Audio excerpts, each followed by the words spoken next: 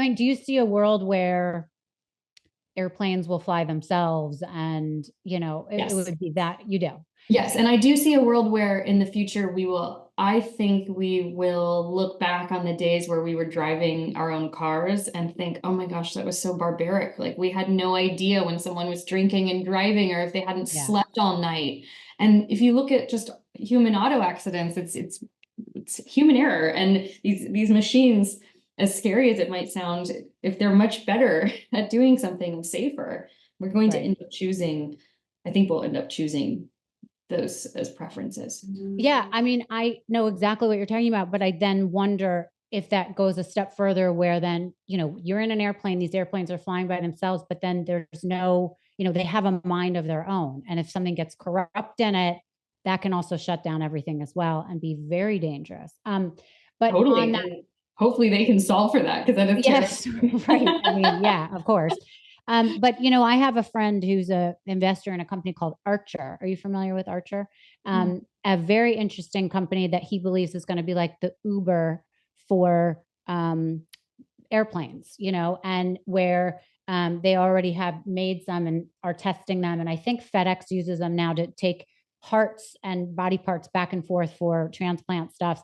But it's like, a small 6 person, 8 person airplane that's not flown by a human and goes up and down very quickly. And he was talking about having it from New York to the Hamptons, and it's like an 18-minute flight. And you can kind of type in your phone, like, oh, I want to get an Archer. And in a world where it almost would be like the Jetsons, I like love that. I it's want that now.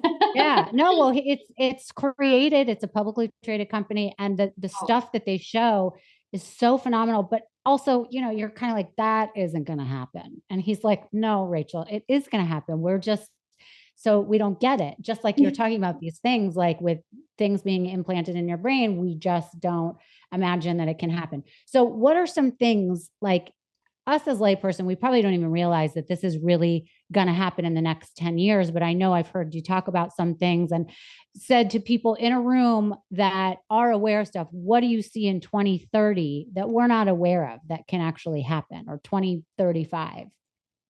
2030 or 2035. Okay, so we're talking about 6 to 10 years from now. Mm-hmm.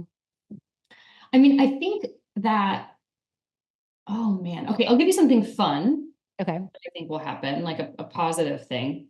We are getting so much better at being able to track information about our bodies. The cost of diagnostics is getting much cheaper. We're understanding more and more about how the human brain works through not just implantable devices, but non-invasive devices.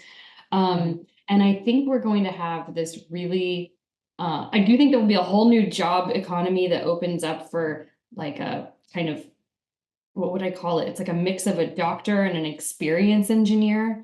Mm-hmm. So everything that we interface with, our visuals, music, conversations that we're having with friends, like we'll be able to essentially understand how that's impacting us physiologically and emotionally and mentally. Right. That's really, it's sort of fascinating what we choose to do with that information, but I do think people will get really dialed in on the parts of their life that are causing anxiety, that are causing depression.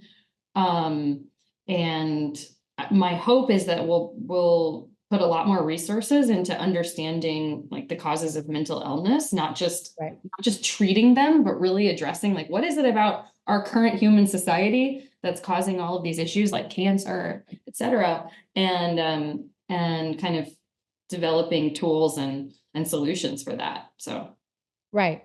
So I saw on your Instagram recently that you said you're running fun AI experiments building GPT for women with breast cancer. Can you talk about that and talk about your own experience with that as well? yeah, so in 2019, actually, right when I completed the film I Am Human, I was diagnosed with stage 3 breast cancer Mhm. and went into a full year of pretty aggressive treatment for that, chemo, radiation, surgery, the whole 9 yards, and then some.